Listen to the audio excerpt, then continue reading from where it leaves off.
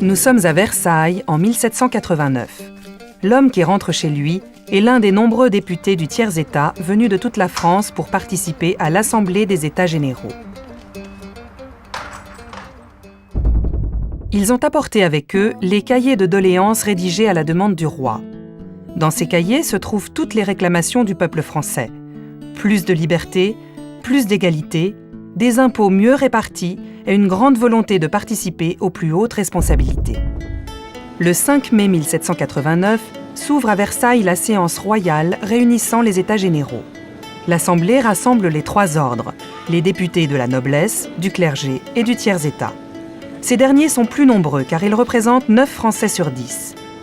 Qu'attendent les représentants du peuple de cette réunion extraordinaire?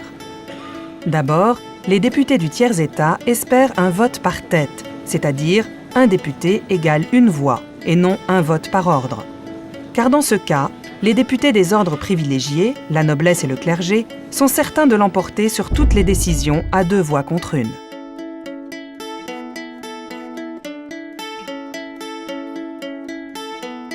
Cependant, lorsque la séance se termine, la déception est grande parmi les députés du tiers-État, car le roi, dans son discours, n'a fait aucune allusion au vote par tête.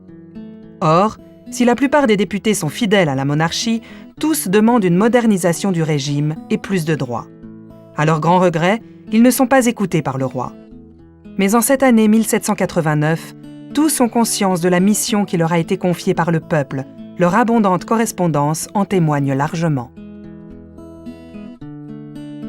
Ainsi, cette journée du 5 mai 1789 va provoquer 4 événements majeurs et donner naissance à la Révolution française.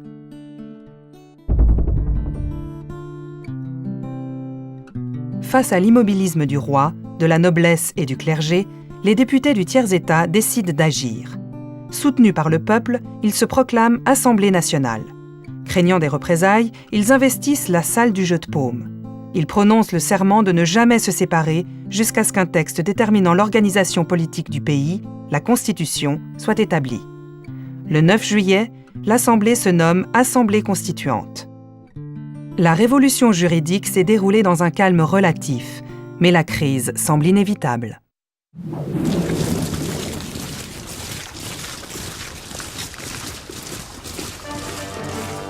À Paris, la colère gronde. Le peuple craint une intervention de l'armée royale. Le 14 juillet, la foule cherche des armes et se dirige vers la Bastille, une prison d'État où se trouve aussi un dépôt d'armes et de la poudre à canon.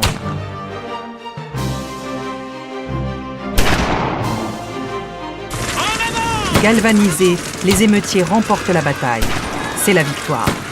Le peuple est désormais en armes et constitue un nouveau pouvoir.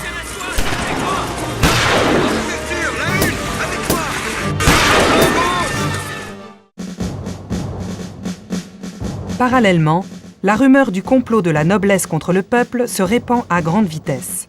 Les paysans s'arment et s'attaquent au château. C'est la grande peur des campagnes.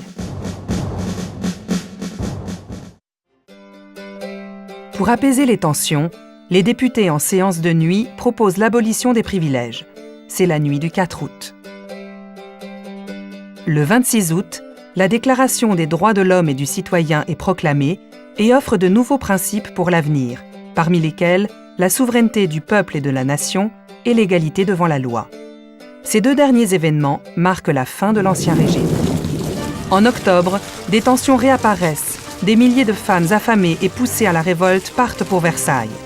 Sous la protection de Lafayette, le roi doit déménager pour rejoindre le château des Tuileries à Paris.